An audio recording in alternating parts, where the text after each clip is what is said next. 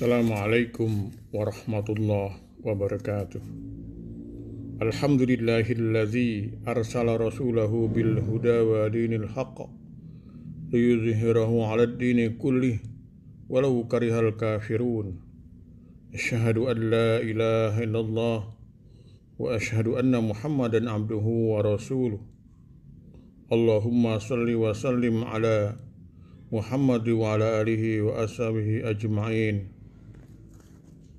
Amma ba'd. Qala Allah Ta'ala fi kitabihil karim.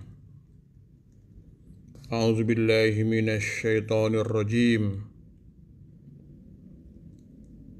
Ya ayyuhalladzina amanu taqullaha haqqa tuqatih wa la tamutunna illa wa antum muslimun. Shadaqallahul azim. Pendengar, para pemerhati, muslimin muslimat yang berbahagia.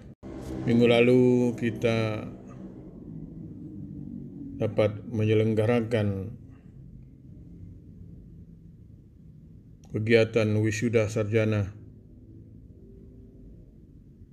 Universitas Muhammadiyah Palembang. Alhamdulillah, kita dapat melepas 873 orang mahasiswa atau alumni baru.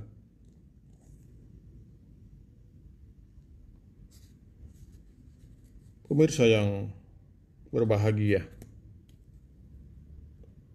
kaitan dengan wisuda itu, saya ingin mengajak kita semua untuk sedikit meninjau atau melihat-lihat ciri-ciri atau kesuksesan dari kita dari dalam menjalani hidup dan kehidupan ini. Pendengar yang berbahagia,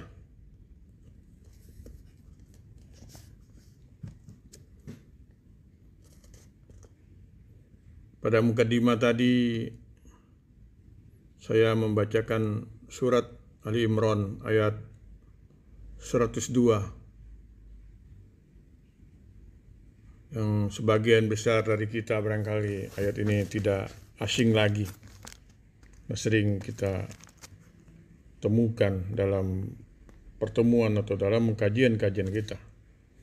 Yang berarti kira-kira, hai orang-orang yang beriman, bertakwalah kepada Allah dengan sebenar-benar takwa kepadanya, dan janganlah sekali-kali kamu mati melainkan dalam keadaan beragama Islam. Pendengar yang berbahagia, perintah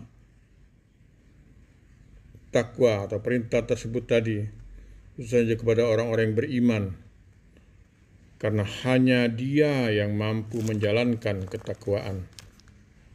Sebuah ketakwaan yang selalu mendorong seseorang untuk memaksimalkan pelaksanaan semua perintah Allah dan menjauhi larangannya. Hal itu selaras atau senada dengan asal kata takwa yang berasal dari kata waqo atau yaqi wikayatan, yang artinya adalah mencegah atau membentengi, artinya terbentengi dan tercegah dari api neraka. Pendengar yang berbahagia, kata takwa dan derivasinya dalam Al-Quran berjumlah lebih kurang 244 kata. Kata tersebut dapat dibagi dalam 3 pengertian.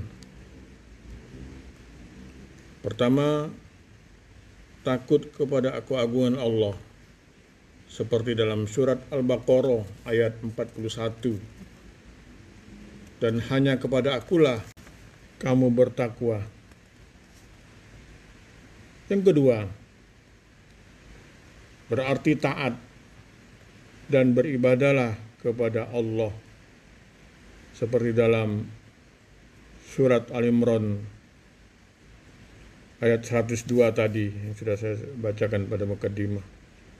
Yang ketiga, berarti pembersihan hati dari noda dosa. Dan inilah hakikat ketakwaan seperti dalam surat An-Nur ayat 52. Wa may yuti'illaha wa rasulahu wa yakhshallaha wa yattaqihi fa ulaika humul faizun. Dan barang siapa yang taat kepada Allah dan Rasulnya dan takut kepada Allah dan bertakwalah kepadanya, maka mereka adalah orang-orang yang mendapat kemenangan.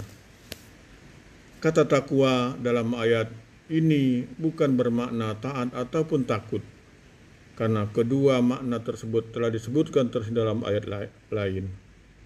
Tidak disebutkan dalam ayat. Makna takwa di sini adalah memelihara diri dari segala macam dosa-dosa yang mungkin terjadi. Adapun tentang jenis takwa, bagian para mufassir dapat membagi menjadi 3. Takwa dari berbuat syirik atau takwa dari berbuat bid'ah, dan takwa dari berbagai dosa selain dosa syirik dan bid'ah. Ketiga jenis takwa tersebut telah kita temukan dalam surat Al-Maidah ayat 93. Pendengar yang berbahagia, dalam sebuah hadis sahih yang diriwayatkan oleh Imam Muslim, Rasulullah menjelaskan posisi takwa dalam diri seseorang. Beliau mengatakan bahwa ada di sini sambil menunjuk ke arah dada 3 kali.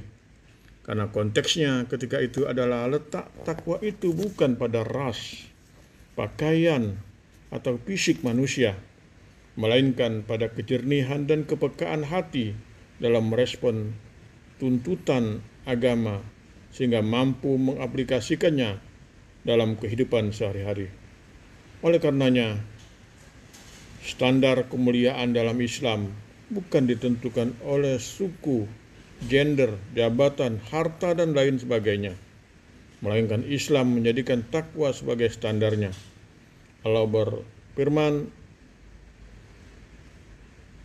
dalam surat Al-Hujurat ayat 13, sesungguhnya orang yang paling mulia di antara kamu di sisi Allah ialah orang yang paling takwa di antara kamu. Sesungguhnya Allah Maha mengetahui lagi Maha mengenal. Takwa hanya dapat diperoleh dari ilmu yang benar, iman yang hakiki, dan Islam yang kafah. Pendengar muslimin muslimat yang berbahagia, adapun cara untuk memperoleh takwa dapat dilakukan melalui beberapa hal. Misalnya dengan mencintai Allah dan Rasul-Nya, kemudian melahirkan muraqabatullah. Ketiga, mengetahui efek negatif dari sebuah kemaksiatan. Yang keempat, memupus bujukan nafsu. Yang terakhir, mengetahui tipu daya setan. Pendengar yang berbahagia, orang yang memiliki ketakwaan akan memperoleh berbagai kemuliaan dan balasan dari Allah, baik ketika di dunia maupun di akhirat. Di antaranya, di dunia, takwa menjadi solusi dari segala permasalahan materi dan non-materi. Misalnya disebutkan dalam surat At-Talaq ayat 2, 3, dan 4. Kemudian dicurahkan keberkahan langit dan bumi.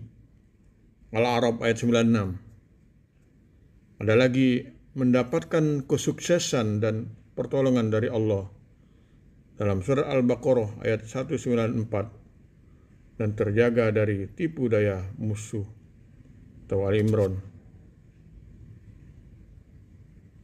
Pendengar yang berbahagia, adapun di akhirat orang yang bertakwa akan mendapatkan berbagai fasilitas dan kemudahan dari Allah yang sungguh luar biasa.